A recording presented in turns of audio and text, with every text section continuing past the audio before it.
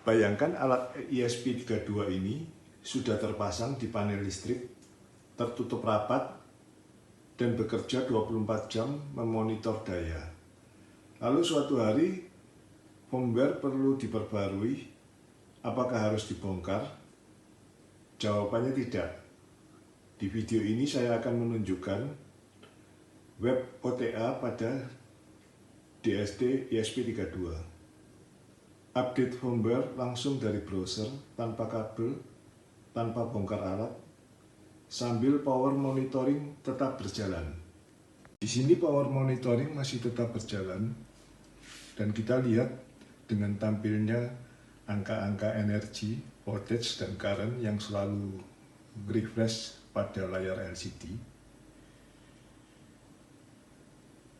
DSD ESP32 adalah board ESP32 industrial grade yang biasa digunakan untuk aplikasi lapangan seperti monitoring daya, panel kontrol, dan sistem IoT industri.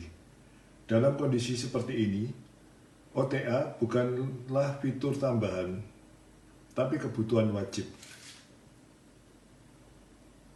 Secara umum, ESP32 mendukung beberapa metode OTA. Namun dalam praktek di lapangan, kondisi sistem pengguna, jaringan, dan firewall bisa sangat beragam. Karena itu untuk produk industrial, kami memilih web OTA berbasis HTTP. Karena lebih robust, lebih mudah, dan tidak bergantung pada mekanisme discovery atau broadcast. Cukup browser dan tanpa tool tambahan. Sekarang saya akan coba upload firmware melalui laptop dengan teknik OTA.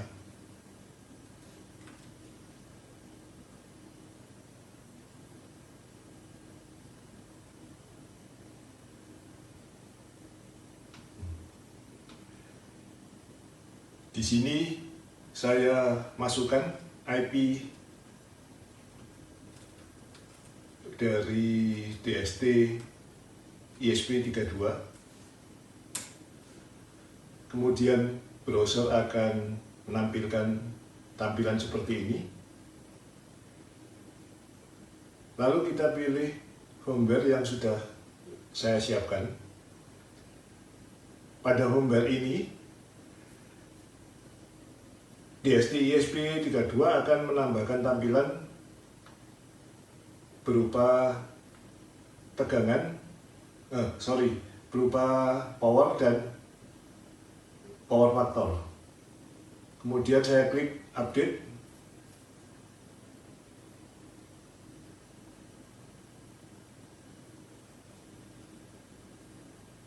Dan proses uploading mulai berjalan.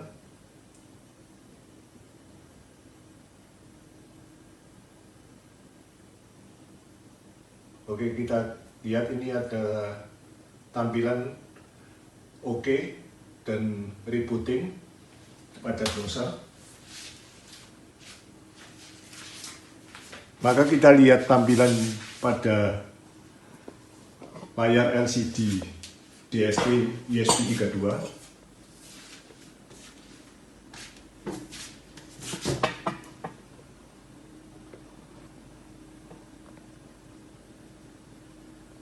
Nah, di sini terlihat bahwa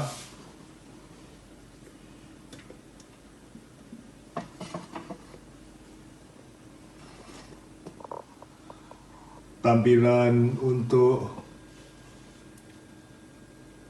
power dan frekuensi dan power factor juga sudah ditampilkan di layar LCD.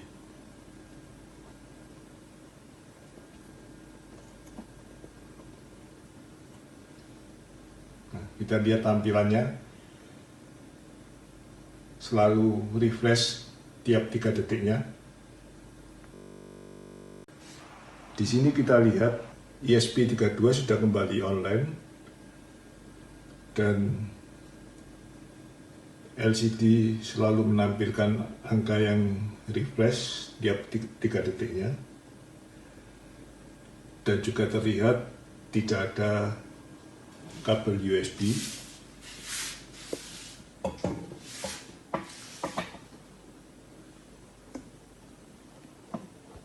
Tidak ada kegiatan membongkar box ataupun casing.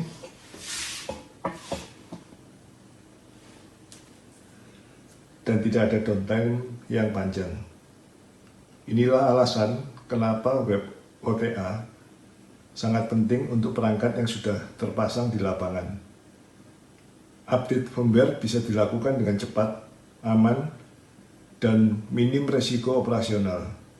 Dan yang paling penting, metode ini tidak tergantung pada kondisi sistem operasi pengguna, sehingga lebih konsisten saat digunakan di berbagai lingkungan. Beberapa hal yang perlu diperhatikan saat menggunakan OTA: jangan menggunakan update saat beban kritikal.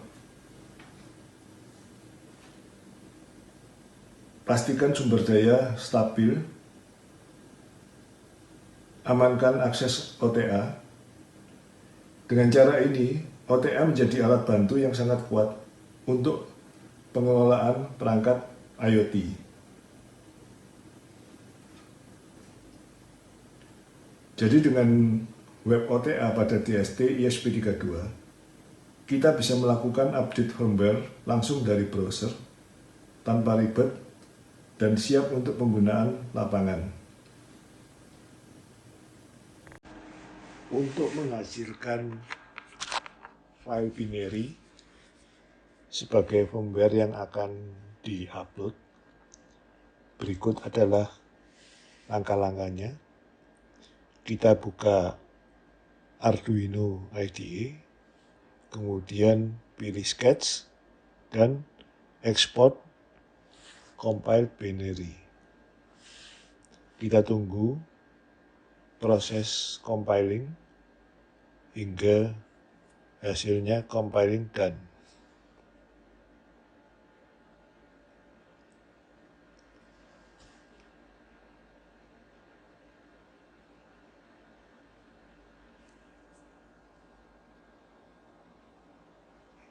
Ini prosesnya kita skip saja karena agak lama. Langsung kita masuk ke saat compiling done.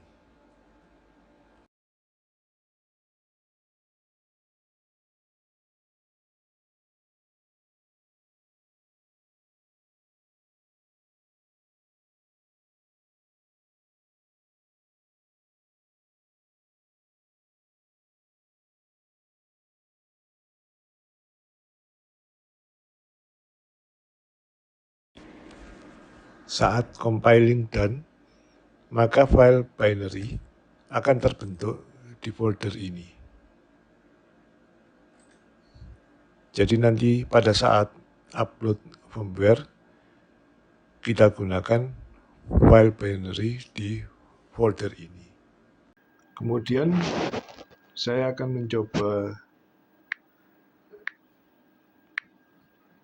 mengupload melalui HP. Pertama kita buka browser dan arahkan IP ke IP dari ESP32. Nah, kemudian setelah ditampilkan halaman web OTA, kita pilih file binary. Kita ambil dari folder download ini, kemudian klik done, lalu klik update. Pada file binary ini, saya tambahkan tulisan deltaelectronic.com di akhir dari LCD.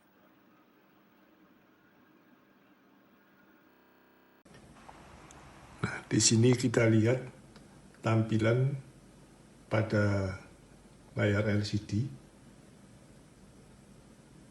Tampak tulisan deltaelectronic.com ada di bagian bawah yang menandakan bahwa firmware telah berhasil di-upgrade melalui HP. Setelah kita mencoba upload firmware melalui laptop maupun HP, di sini saya akan menjelaskan bagaimana kita menggunakan web OTA di sketch yang kita rancang. Anda bisa mengambil contoh sketch yang ada di layar ini pada link yang ada di deskripsi. Nah, kemudian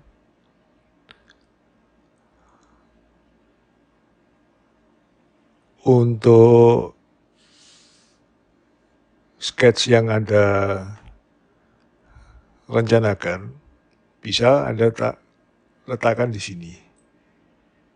Pada contoh ini adalah sketch dari power monitoring atau KWH meter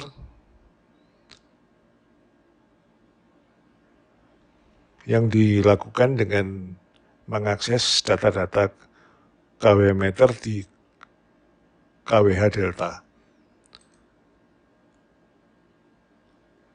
yang menggunakan modul PSEM. Di sini kita letakkan bagian inisialisasinya, dan untuk bagian loop dari sketch itu kita tuliskan di bagian sini.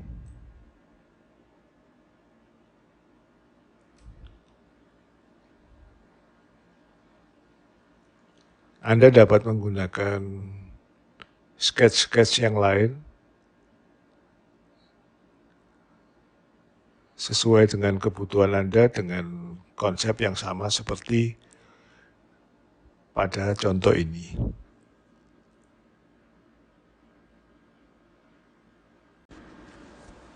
Demikian tutorial mengenai update firmware melalui OTA atau over the air dengan menggunakan metode web OTA. Jika video ini bermanfaat, silakan like, subscribe, dan tuliskan komentar topik apa lagi yang ingin Anda lihat. Terima kasih, sampai jumpa di video berikutnya.